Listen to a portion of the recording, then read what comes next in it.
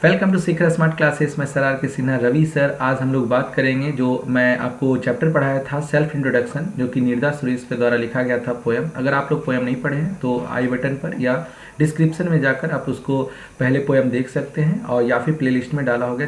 Channel पर, तो आप लोग देख सकते हैं। उसके बाद आपका ये सारा ऑब्जेक्टिव और आसानी से सॉल्व होगा। तो चलते हैं पहला प्रश्न की ओर। ध्यान से सुनिएगा, इसमें ऑब्जेक्टिव और सब्जेक्टिव को कवर करवाया गया। तो सबसे पहले चलते हैं कि by whom has the poem self introduction been written, मतलब यह आत्म परिचय जो कविता है वह किनके द्वारा लिखा गया है, तो बाय निर्दा सुरेश, निर्दा सुरेश के द्वारा लिखा गया। When was Nirda Suresh born, Nirda Suresh का जन्म कब हुआ था, तो 1952 में। नेक्स्ट है what kind of poet was Nirda Suresh, Nirda Suresh जो है ये कैसी कवित्री हैं, तो इंडियन इंग्लिश पोएटेस, इसका मतलब भारतीय अंग्रेजी कवित्री है ना। How many poems has Nirda Suresh written, बोलता है कि निर्दा सुरेश जो है वह कितनी कविताएं लिखी हैं, तो मोर देन 100 पोएम्स, लगभग 100 से अधिक कविताएं लिखी हैं, है ना। नेक्स्ट है what was the profession of Nirda Suresh, Nirda Suresh जो है एक कवित्री के साथ साथ और भी एक पेशा के बारे में बताया गया था। ये एक शिक्षिका है ना। टीचर्स, सेंट्रल स्कूल में बोले तो केंद्रीय विद्यालय में एक शिक्षिका भी रही है ना। नेक्स्ट है women is confined to her home and dash, बोलता है औरत अपने घर और डैश तक ही सीमित है ना, तो बच्चे तक, ऐसा पोएम में कहा गया था, है ना। यहाँ तक मतलब जो है यह उनके इंट्रोडक्शन, उनके जो एक्सप्लेन किया गया उनके बारे में वो तक था। यहाँ के बाद पोएम के बारे में बात करते हैं, है ना। नेक्स्ट है द स्पीकर सफर्स, जो स्पीकर है वह बोलता है वक्ता को डैश में कष्ट होता है, तो चुप रहने में, साइलेंटली, दिल ही दिल में ऐसे लिखा हुआ, ऐसे साइलेंटली चुप रहने में, क्योंकि यहाँ पर चुप्पी शादी हुई है, क्योंकि वह सिर्फ सोच रही है, ठीक है। कहीं ना कहीं उसका जो बंधन है, आत्म का जो बंधन है, बिल्कुल बंद कर रह गया। The speaker has presented great mental suffering and physical dash, वक्ता ने बड़ी मानसिक और शारीरिक डैश की पीड़ा को प्रस्तुत किया है, तो दर्द, है ना, दर्द की पीड़ा को प्रस्तुत किया, बोले तो पेन होगा। The speaker soul is flapping to come out of, बोलता है वक्ता की जो आत्मा है बाहर आने के लिए फड़फड़ा रही है, तो कहाँ से, कॉन्फाइनमेंट, बोलता है कॉन्फाइनमेंट मतलब कारावास, बोलता है उस कारावास से, उस जो प्रेम मोह माया जो कि जिस बंधन से बंध चुकी है, शादी विवाह, जो कि पहले वो सोचा करती थी मैं ये करूंगी वो करूंगी, लेकिन वह यहाँ पर कॉन्फाइनमेंट जो लिखा गया, ध्यान रखिएगा, कारावास होता है। She wants to come out of the house, बोलता है वह घर के डैश से बाहर आना चाहती है, तो कॉन्फाइनमेंट मतलब कारावास, मोह माया, जो कि वह इसमें बयां किए हैं चैप्टर में, है ना। नेक्स्ट है द स्पीकर इज बाउंड, जो वक्ता है वह डैश से बंधी है, तो कॉन्विएंटली का मतलब होता है आसानी से, यहाँ पर जिसको बताया गया वह मोह माया के बंधन से बोलती बंध गई है ना। वक्ता जो है डैश से, कॉन्वेंटली मतलब बिल्कुल आसानी से, यहाँ पर आसानी से बंध हुई, यहाँ पर चैप्टर में यही वर्ड यूज किया गया है ना, कॉन्वेंटली। नेक्स्ट है the speaker sad her dry tears to express, बोलता है वो अपने सूखे आंसुओं को किस तरह से व्यक्त करती है, वक्ता ने उसे व्यक्त करने के लिए डैश ने अपने सूखे आंसू बहाती है ना, तो कॉन्फाइनमेंट मतलब कारावास, उस कारावास से अपने सूखे, मतलब वहां पर बताया गया अपने परिवार, अपने घर को लेकर बताई गई थी कि ये कारावास है, एक तरह से एक मोहमाया का बंधन है, जिससे कि छूटना बिल्कुल मुश्किल ही नहीं, नामुमकिन भी होता है, ठीक है। There are dash members in my family, देखिए यहाँ पर जो है यह निर्दा सुरेश के बारे में एक्सप्लेन किया गया है, यहाँ पर बिल्कुल उनके बारे में कम चर्चा किया गया था, लेकिन उनके परिवार में 5 सदस्य थे, ठीक है, इसलिए वहां पर बताया गया 2 among them are dash, उनमें से 2 फीमेल थी, महिलाएं थी, है ना। द वोमेन्स कॉल हर, तो महिलाएं उसे बुलाया करती थी, बुलाती थी, यहाँ पर महिला खुद को अपने बयां की है कि वह क्या है, ऑर्डिनरी है, साधारण है। नेक्स्ट है the women has been living with her dash for a decade, बोलता है वो अपने जो महिला थी वह 1 दशक से, है ना, 1 दशक से मतलब 10 साल से लगभग एक साथ रह रही थी, किसके साथ, तो अपने पति के साथ। The women has been associated with the job of dash bringing up her children, बोलता है महिला अपने बच्चों के पालन पोषण के लिए डैश की तरह जुड़ी हैं, तो हाउस वाइफ की तरह, एक गृहिणी की तरह, है ना, जो कि घर तक ही सीमित रहती हैं, इस तरह जुड़ी हुई।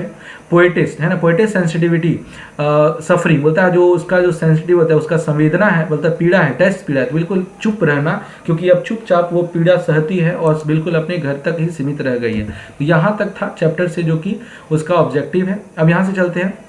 क्वेश्चन आंसर, जो कि अब हम यहाँ पर क्वेश्चन आंसर को पढ़ेंगे, है ना। ये क्वेश्चन आंसर जो कि चैप्टर से दिया गया, आप लोग ध्यान से सुनिएगा क्वेश्चन क्या कह रहा है ना, जैसे कि आपको ऑब्जेक्टिव को जिसका जो क्वेश्चन आंसर को सॉल्व करने में और अच्छे तरीके से बनाने में आसानी होगा। तो यहाँ पर देखिए work in a small group and answer the questions hourly, यहाँ पर आपको ऑर्ली आपसे पूछा जा रहा है कुछ प्रश्न कि how many members are there in your family, आपके परिवार में कितने मेंबर्स हैं, यहाँ डैश इसलिए छोड़ दिया कि अपने परिवार के बारे में लिख लिए कितने मेंबर्स हैं, ठीक है। नेक्स्ट है how many among among them are female, वो तो उसमें से महिलाएं स्त्री कितने हैं, महिलाएं जो है कितने हैं वो लिख दीजिएगा। Do you love your mother, क्या आप अपनी मम्मी से प्रेम करते हैं? Of course I love my mother very much, मैं अपनी मम्मी से प्रेम बहुत करता हूँ, बहुत प्रेम करती हूँ, है ना, करती हूँ या करता हूँ जो भी है ना। डू यू रिस्पेक्ट हर, क्या आप उनका आदर करती हैं? Yes I respect her dearly, मतलब मैं प्रेम पूर्वक उनका आदर करता हूँ या करती हूँ। How does your father treat your mother, आपके पिता जो है आपकी माता को किस तरह से ट्रीट करते हैं, व्यवहार करते हैं, है ना, किस तरह से करते हैं व्यवहार? तो माई फादर ट्रीट, मेरे पिता जो है वह ट्रीट करते हैं माई मदर विथ लव, मतलब मेरे मम्मी को क्या, तो लव से, प्रेम पूर्वक, है ना, रिस्पेक्ट आदर के साथ, और इक्वलिटी, है ना, समानता के साथ, एक जैसा। तो ये तक यहाँ तक था बिल्कुल ऑर्डरली जो कि आपसे पूछा गया था। अब आते हैं answer the following questions very briefly, जो कि अब शॉर्ट में दिया गया है। तो why does the women call her self ordinary, यहाँ पर औरत जो है बिल्कुल साधारण बोली है खुद को, है ना, तो क्यों बोली है? The women's call her ordinary because her creativity is ordinary, क्योंकि यहाँ पर अब उसका रचनात्मक है, जो कि अब हर चीज़ करने का जो ढंग है, माइंड में जो क्रिएटिविटी होता था बिल्कुल और एक साधारण बन के रह गई। टू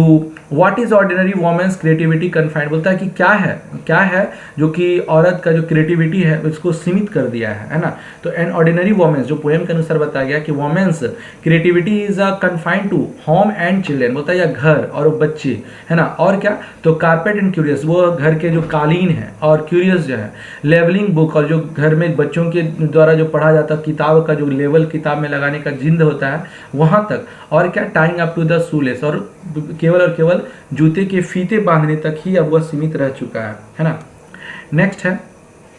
कि why does the sensitivity of ordinary women suffer, बोलो यहाँ पर जो बताया गया था कि वाई, क्यों बोला गया कि एक औरत की जो संवेदना है बिल्कुल और कहीं ना कहीं पीड़ित हो चुका है, पीड़ा हो चुका है कहीं ना कहीं, because she can not express her self, क्योंकि वह अब क्या कर सकती है, वो बयान नहीं कर सकती है ना, अपने खुद को बयान नहीं कर सकती है।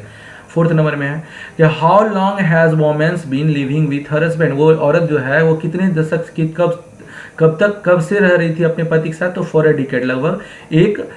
दशक से, है ना।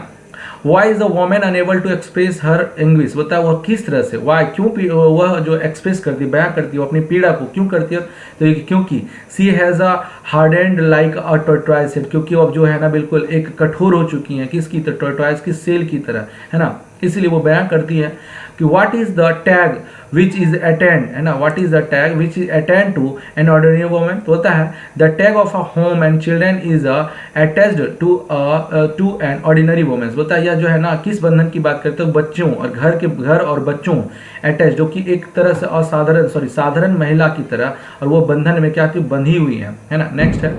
With What job has the woman been associated, बोलता है किस जॉब से, किस, अब वो जो महिला होती है जब विवाह हो जाता है तो कौन से बंधन से संबंधित, कौन से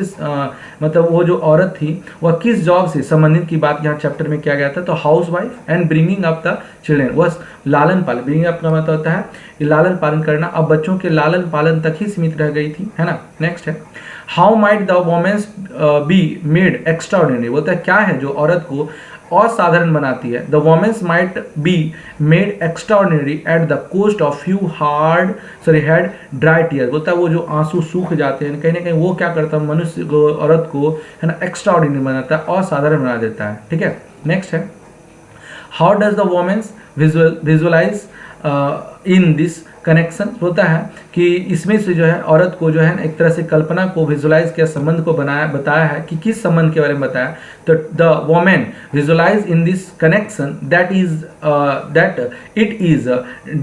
dairying for a tears to crack through, बोलता है इसमें जो औरत को विजुअलाइज कल्पना की बात किया है कौन से संबंध में, तो बताया है उसका डेयरिंग फॉर अ टीयर्स, मतलब जो आंसुओं हैं बिल्कुल अब जो है ना छलक जाएगी, क्योंकि वो सोच गया, जो कि पहले वो सोचा करती थी काफ़ी कुछ, है ना, जो कि अब एक सीमित रह गया, घर के बंधन तक रह गया है, एक परिवार के बंधन तक रह गया है, एक कहीं ना कहीं बिल्कुल एक चार दीवारी के अंदर घुट घुट कर रह गया है, तो इस बंधन की बात किया, इस संबंध में वो अपनी कल्पना की बात की है। तो यहाँ तक रहा चैप्टर का जो बिल्कुल ऑब्जेक्टिव और सब्जेक्टिव और क्वेश्चन आंसर आप लोग को अच्छी तरीके से इसमें हिंदी से बता दिया गया। आप लोग अच्छे तरीके से लिख कर याद करें, और आपको वीडियो अच्छा लगा तो लाइक, सब्सक्राइब और शेयर जरूर करिए। Thanks for watching.